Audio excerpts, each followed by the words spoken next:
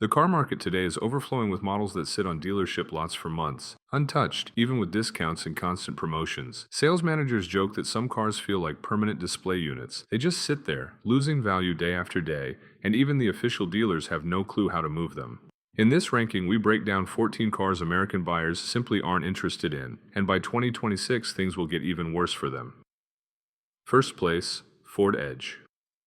The Ford Edge was once one of the brand's pride and joy models, a stylish, spacious crossover built for the classic American family. But time hasn't treated it kindly. Its platform became outdated years ago, and the updates it received were mostly cosmetic. Yes, it still looks respectable from the outside, but under the hood, it's the same engineering ideas Ford used a decade ago. The infotainment system feels slow, the cabin materials fall behind competitors, and its performance now lags behind even smaller, more modern crossovers. Ford has already been cutting production because demand is collapsing, especially as buyers switch to hybrids, EV crossovers, and newer models with better safety technology and more efficient drivetrains.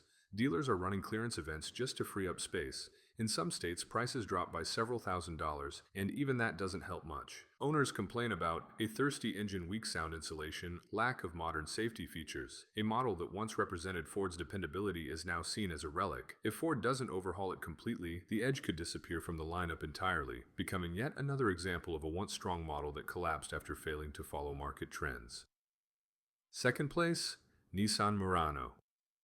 When the Murano first came out, it was a sensation. Bold styling, a smooth ride, and rich features made it a popular family SUV. But it hasn't seen a real update in almost 10 years.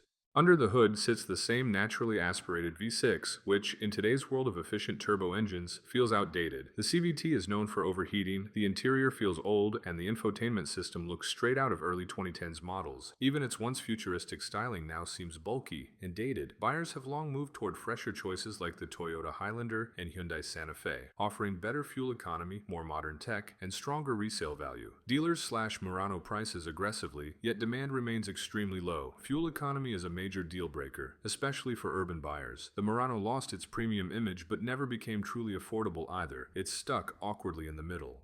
By 2026, the situation is expected to get even worse. Unless Nissan releases a completely new generation, the remaining inventory will continue piling up. The Murano has become a symbol of how a once successful model can turn into a burden for a brand. Third place, Chevrolet Malibu.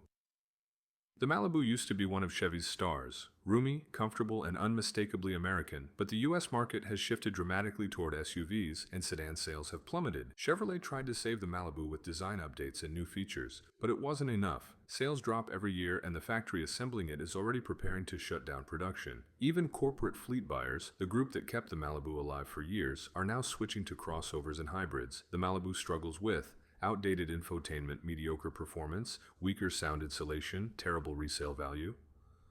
Used Malibus sit on dealership lots for months, and even deep discounts don't help. A model that once offered comfort and great value is now a symbol of America's fading sedan era. By 2026, the Malibu will likely disappear entirely, replaced by new EV models. Fourth place, Infiniti QX50. The QX50 tried to compete with the German luxury trio, but reality hit hard. A high price paired with modest performance and average equipment scared off buyers immediately. Its revolutionary variable compression engine turned out to be complex and delicate to maintain. Owners report noise, vibration, and inconsistent transmission behavior. The interior materials are good, but the infotainment system and layout feel outdated. Against competitors like Lexus or Acura, the QX50 simply doesn't hold up. Dealers admit it's one of the slowest selling vehicles on their lots. Cars sit for months, losing value before they ever get registered. Even discounts barely move them. Infiniti still hasn't figured out its positioning. Not premium enough for luxury buyers, not affordable enough for mainstream shoppers.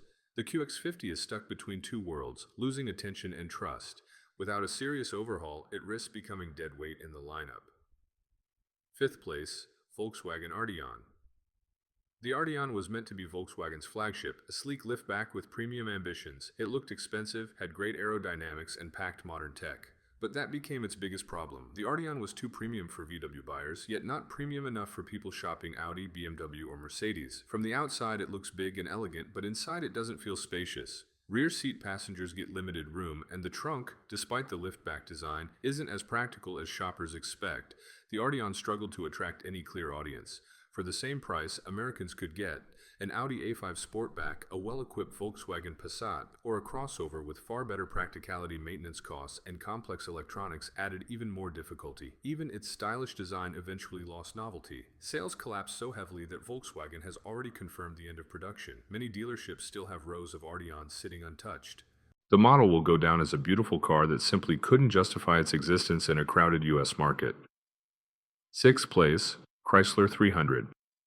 The Chrysler 300 is a true symbol of America's old-school sedans, big, heavy, powerful, and often equipped with a V8. Once considered a status symbol, today it feels like a time machine back to the mid-2000s. The design barely changed in more than 10 years. The interior looks outdated, and fuel consumption pushes younger buyers straight toward hybrids. Compared to modern competitors, the 300 feels bulky, clumsy, and inefficient. Dealers openly say it's incredibly hard to sell. Even with massive discounts, younger buyers prefer crossovers, and fans of traditional big sedans have moved toward trucks or retro-style performance cars. Chrysler already confirmed that this generation is the last, with an electric replacement coming. But until then, unsold Chrysler 300s continue filling dealership lots. It isn't leaving the market with a bang. It's fading slowly, becoming a reminder of how fast trends erase even iconic models. Seventh place, Acura ILX. The ILX was supposed to be an affordable entry into luxury, but instead, it became a relic. Essentially, it's an old Honda Civic platform wearing premium branding and a higher price tag. At this price point, buyers expect quietness, smooth suspension, modern safety tech, updated infotainment. But the ILX delivers. A decade-old platform, plain handling, mediocre noise insulation, outdated interior and screens. Meanwhile, competitors like the Mazda 3, Audi A3, and even Hyundai Elantra N-Line offer more excitement, better tech, and fresher design. Dealers say the ILX is painfully slow to sell. Even discounts barely help. In 2026, it will be fully replaced by the new Acura Integra, but leftover ILX inventory is still sitting in warehouses. The ILX became the symbol of outdated pseudo-luxury, a fancy badge hiding an old car underneath. Eighth place, Buick Envision. The Buick Envision shows what happens when a brand loses its identity. Today, the model is built primarily in China and aimed at the Asian market, and that's exactly how it feels. Styling, cabin layout, and performance don't match US expectations for a premium badge. To American buyers, the Envision feels bland, underpowered, and uninspiring. Meanwhile, competitors, including Chinese-made models entering the US market, now offer more technology, better screens, stronger performance, lower prices. Even with strong discounts, US dealers struggle to move the Envision. Buick's old reputation for prestige has faded, and younger buyers don't see the brand as luxury anymore. The Envision has become just another forgettable crossover in an overcrowded segment, and that's a death sentence. Without distinctive engineering or identity, even a recognizable badge can't save it. Ninth place, Dodge Durango.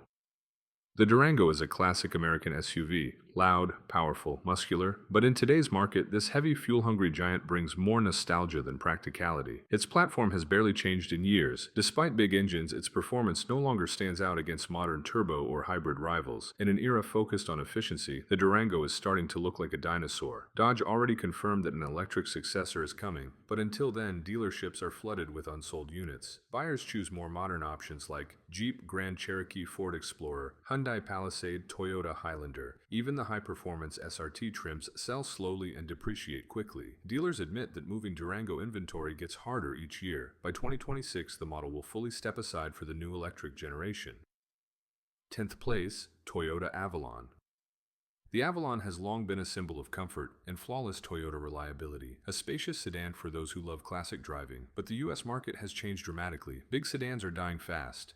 Younger buyers want SUVs. Older buyers choose the Camry or RAV4 hybrid instead. The Avalon got stuck between segments, too large for urban driving, too conservative for premium buyers. Recent updates didn't help. The cabin is comfortable and the engine is bulletproof, but everything feels overly predictable and safe.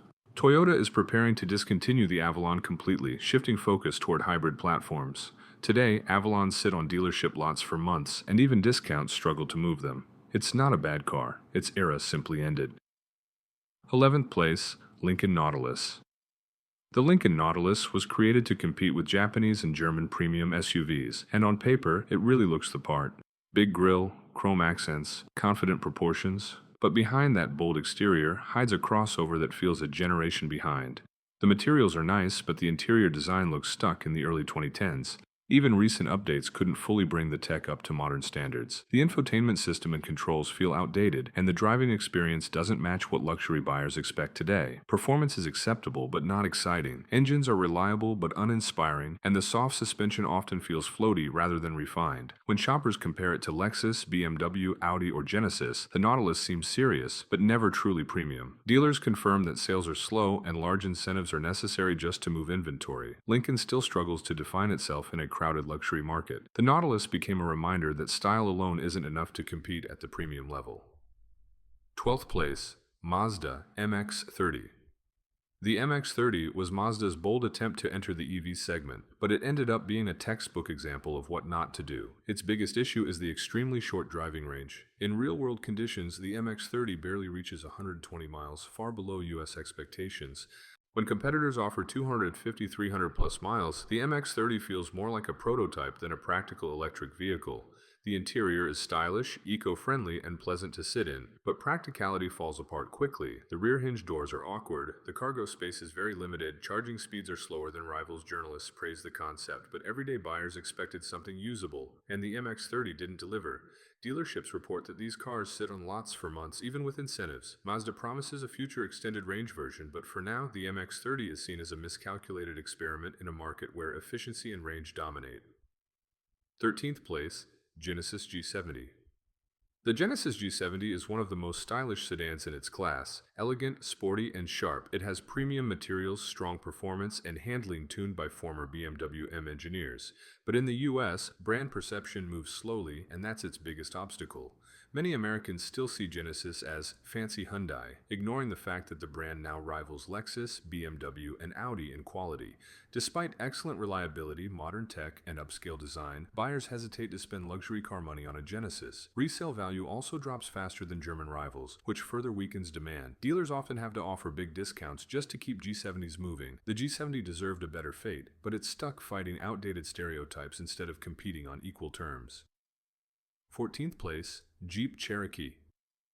Once a legendary SUV known for durability and adventure, the Cherokee has now faded into obscurity. Jeep permanently shut down the factory that built it, and dealerships across the US are overflowing with unsold models. The Cherokee failed for simple reasons: outdated styling, outdated engines, poor fuel efficiency, cramped and cheap-feeling interior, insufficient tech reliability issues, including electrical and transmission problems. Competitors like the Toyota RAV4, Honda CR-V, and Hyundai Tucson offer much better efficiency, smoother driving, more tech, significantly higher reliability. Buyers moved on, while Jeep continued relying on past reputation instead of innovation. Ending production was the only logical decision. A model that once defined the segment now sits as dead inventory, a reminder that even icons disappear when they stop evolving.